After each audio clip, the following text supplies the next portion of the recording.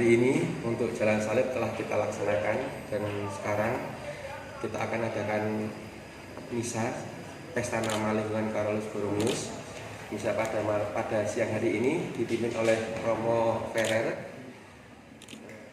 Carolus Borromeus dilahirkan di Arona, Lombardia pada tanggal 2 Oktober 1538. Ayahnya adalah seorang bangsawan dan ibunya keturunan de Medici. Pada usia 7 tahun, Carolus belajar pada sekolah biara, di mana ia menerima jubah pakaian rohaniwan.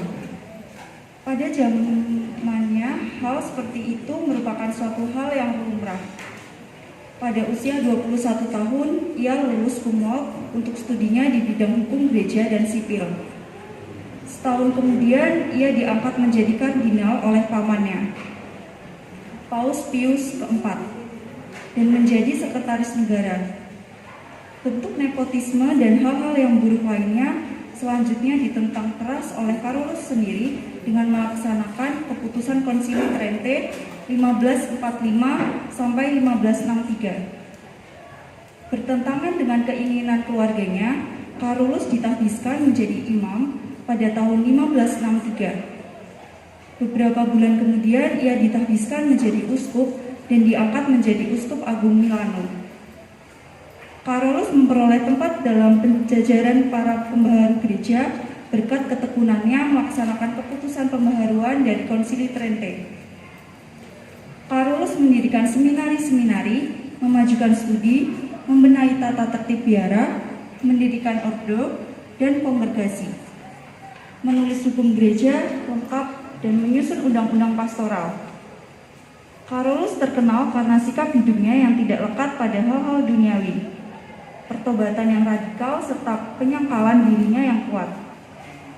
Akibat kegagalan panen di Lombardia pada tahun 1570, banyak orang menderita kelaparan.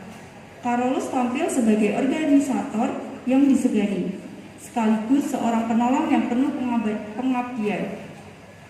Pada tahun 1576, wabah pes yang melanda keuskupan menelan korban ribuan jiwa. Carolus dicatat dalam sejarah sebagai gembala yang melayani para penderita pes dan yang rela mengorbankan harta kekayaan untuk meringankan penderitaan orang sakit dan miskin. Pada malam hari tanggal 3 November tahun 1584, Carolus wafat pada usia 46 tahun. Ia dimakamkan di Katedral Milano. Sekian, terima kasih.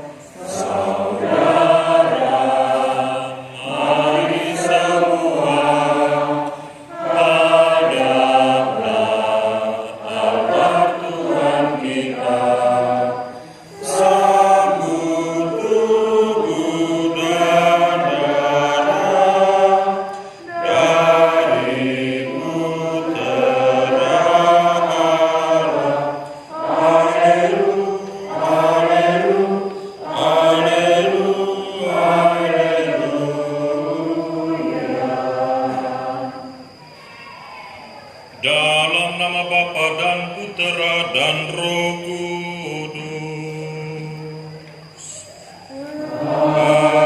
Amin. Umat beriman yang terkasih dalam Tuhan kita Yesus Kristus, umat lingkungan Santo Carolus Borromeus yang terkasih dalam Tuhan kita Yesus Kristus. Selamat siang untuk kita semua. Masih semangat ya? Masih muda semua. Ada beberapa yang ada OMK dan ada OTK. Orang muda Katolik, orang tua Katolik. Tapi yang OTK ini semangat sekali sebenarnya. Orang tua ini semangat. Atas dasar semangat itulah kita hari ini mengayunkan langkah kaki kita, meninggalkan sejenak kesibukan kita, meninggalkan sejenak aktivitas kita, aktivitas duniawi, untuk kita berada di tempat ini untuk merasakan bagaimana Allah sungguh mengasihi kehidupan kita. Saya baru pertama kali ke sini.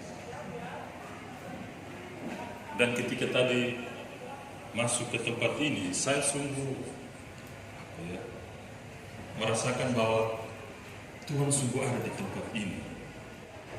Dan pada hari ini kita bersyukur bersama dengan Tuhan sudah memberikan kepada Bapak Ibu, adik-adik semua ulang tahun pelindung, satu pelindung lingkungan Carolus Borromeus tadi sudah. Dan semoga kita diinspirasi oleh Santo Carolus Borromeus dan juga oleh Bunda Maria yang kita kunjungi pada hari ini. Kita diberikan kekuatan dan satu rasa optimisme bahwa dalam kehidupan kita Allah hadir.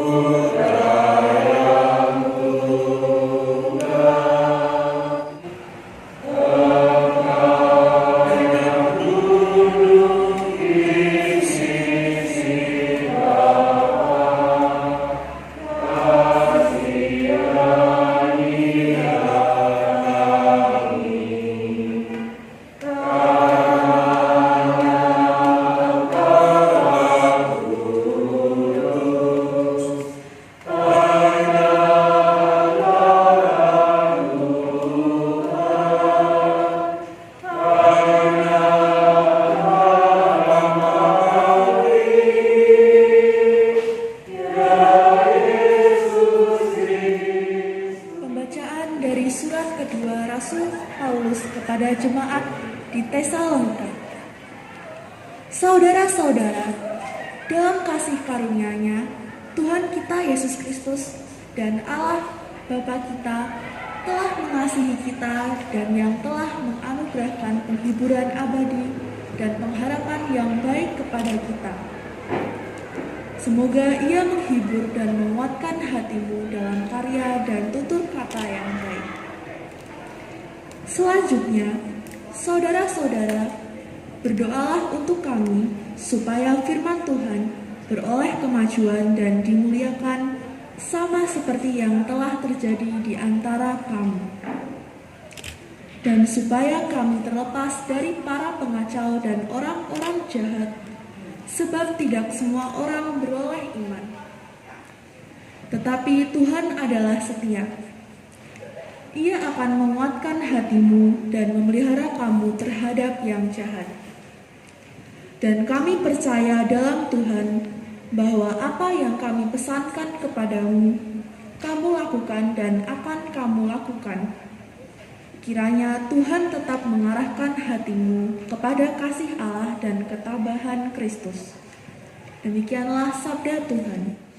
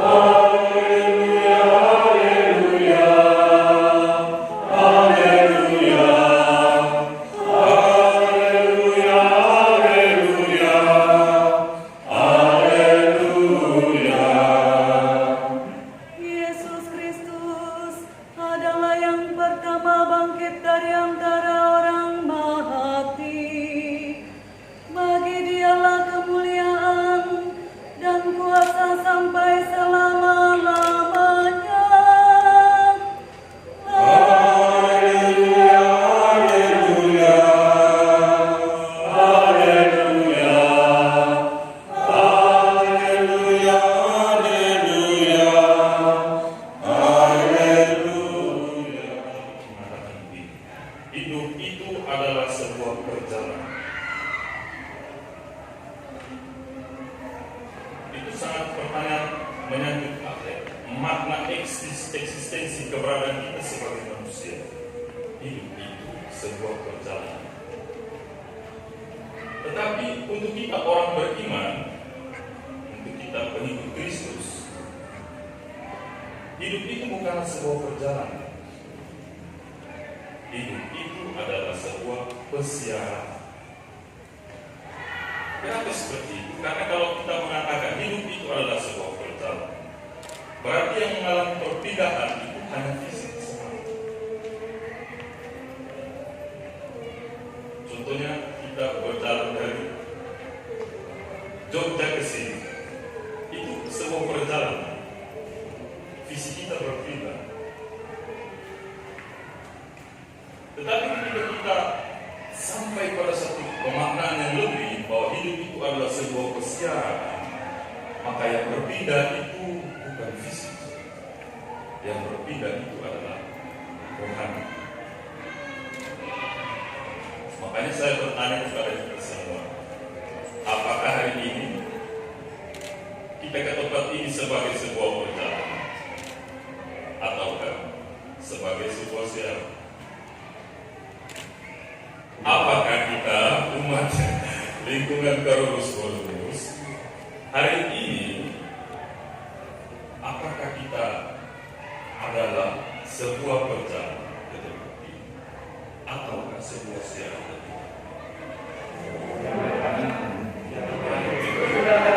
Saya tidak bertanya jawab. Kita merefleksikan.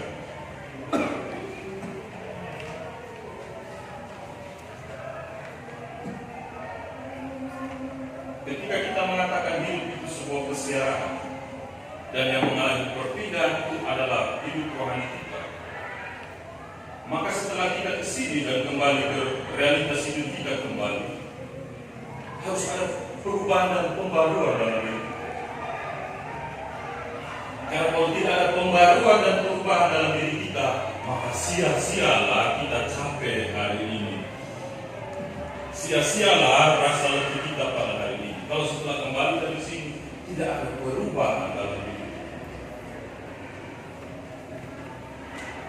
Siaran pertama itu dilakukan oleh Maria ketika dia mengunjungi Elisabet saudara. Dia berjalan menuju pegunungan Yehuda dan dari daerah Nazaret itu kan daerah pergi mengunjungi saudari, menyusuri pegunungan Yehuda. Kita tadi enak naik kendaraan bis pariwisata, sedangkan tempat duduk sandarnya enak. Saya bayangkan kalau mobil seperti di NTT begini, pasti orang NTT pasti mau naik ke kendaraan. Tapi kita bayangkan zaman itu Maria berjalan menyusuri pegunungan, bukan jalan rata lurus yang hotnik stol apa. Maria menyusuri pegunungan Yehuda, yang berjalan itu dalam posisi hamil. Tapi Maria dengan kesetiaannya pergi ke sana mengunjungi Elisabet saudara. Dan di sana apakah dia mengalami perubahan hanya berpindah secara fisik saja? Tidak. Perubahan batin yang paling besar terjadi pada diri. Aku ini hamba Tuhan, terjadilah padaku menurut perkataan. Magnificat Maria itu diucapkan ketika Maria bertemu dengan Elisabet saudara. Dan disitulah perubahan dalam diri Maria sangat besar. Kita harus seperti itu juga. Dan itu perubahan kita itu tidak mengalami sendiri, refleksi kita masing-masing. Karena semua orang berbeda. Pengalaman akan Allah itu semua orang berbeda. Kita boleh beriman pada Allah yang sama, pada Tuhan Yesus yang sama, pada Roh Kudus yang sama, pada Maria yang sama. Tetapi gambaran kita terhadap Allah itu berbeda orang per orang. Ada orang yang bapa. Ada orang yang mengalami Allah sebagai ibu. Ada orang yang mengalami Allah sebagai sahabat. Ada orang yang mengalami Allah sebagai hakim. Ada orang yang mengalami Allah sebagai anak. Kita berikan kepada Allah yang sama, tetapi refleksi kita terhadap kasih Allah itu berbeda setiap orang. Tetapi yang pastinya bahwa Allah itu menyertai kehidupan kita. Itu yang pasti. Dalam seluruh pesiaran hidup kita, Allah harus berada bersama dengan kita. Kita harus menyediakan tempat di mana Allah berada di samping kita. Jangan simpan Allah di depan. Jangan simpan Allah di depan. Jangan juga kita menyimpan Allah di belakang. Tetapi kita menyimpan Allah, menempatkan posisinya berada di sana. Karena Allah menyertai. Serta itu artinya jalan sama-sama. Bukan Allah di depan atau Allah di belakang. Dan kesiaran itulah yang akan menguatkan kita bahwa Allah itu sungguh hidup. Sehingga ada koneksi dengan bacaan Injil hari ini. Allah kita itu bukan Allah orang mati. Walaupun dalam pengalaman hidup kita, mungkin kita merasa bahwa Allah meninggalkan kita. Tetapi itu tidak bisa menjadi satu gambaran kepada kita bahwa Allah kita adalah Allah orang mati. Tidak. Allah kita itu adalah Allah yang hidup. Dia Allah Abraham, Allah Ishak, Allah Yakub.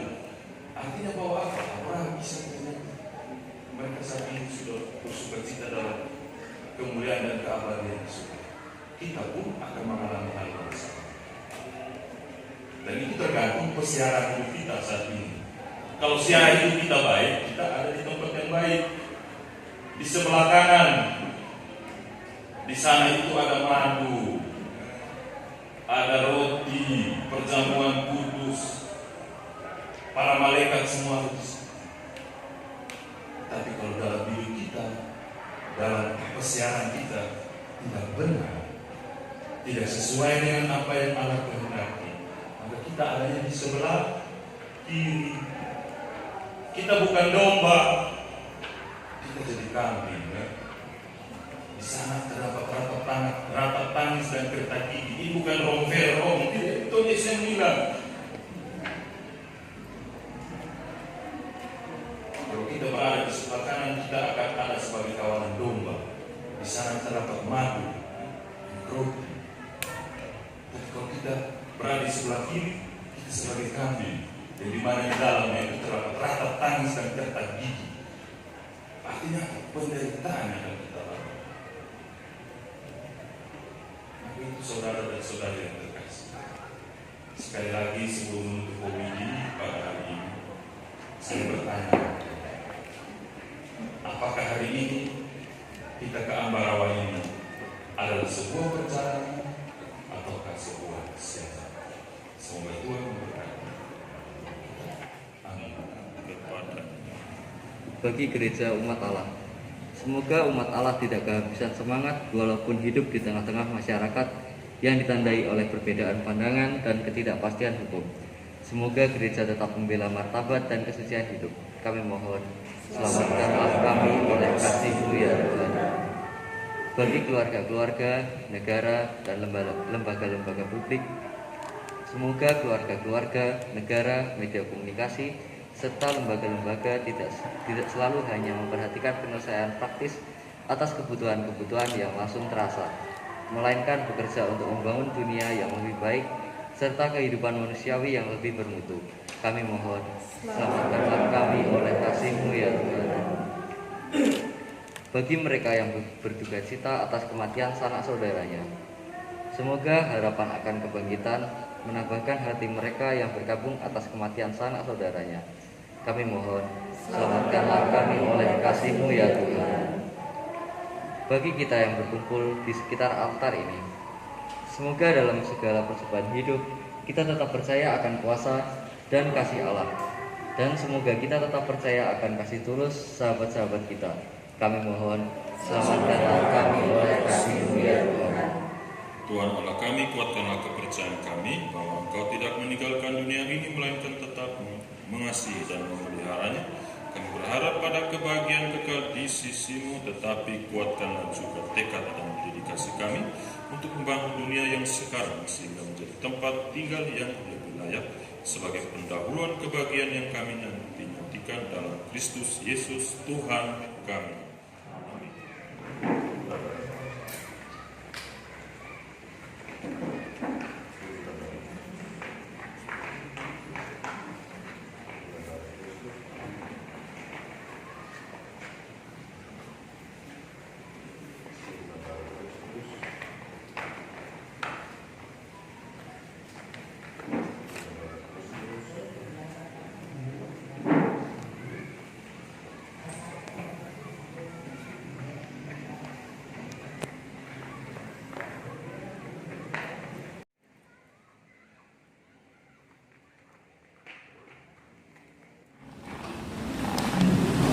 Jadi saya pater lagi, dia bisa disebut pater kami. Saya Romo Vincentius Ferrer de Estet. Biasa dipanggil Romo Ferrer. Tapi semenjak di sini saya dipanggil Mofer. Romo Ferrer. Saya juga tidak tahu ini. Saya studi di Jogja di Universitas Negeri Yogyakarta. Kalau Romo lain itu di Sanata Dharma. Banyak tadi ibu-ibu tanya, Romo kuliah di mana? Di Sanata Dharma ya? Enggak. Romo di mana? Di ideologis gitu ya. Karena banyak Romo yang di Sanata Dharma. Ya. Mungkin di UND itu ya setelah saya sendiri untuk tahun ini ya saya sendiri. Teman-teman, semoga Allah Bapa yang Maha Kuasa memberkati saudara dan saudari sekalian dalam perjalanan hidup saudara dan saudari.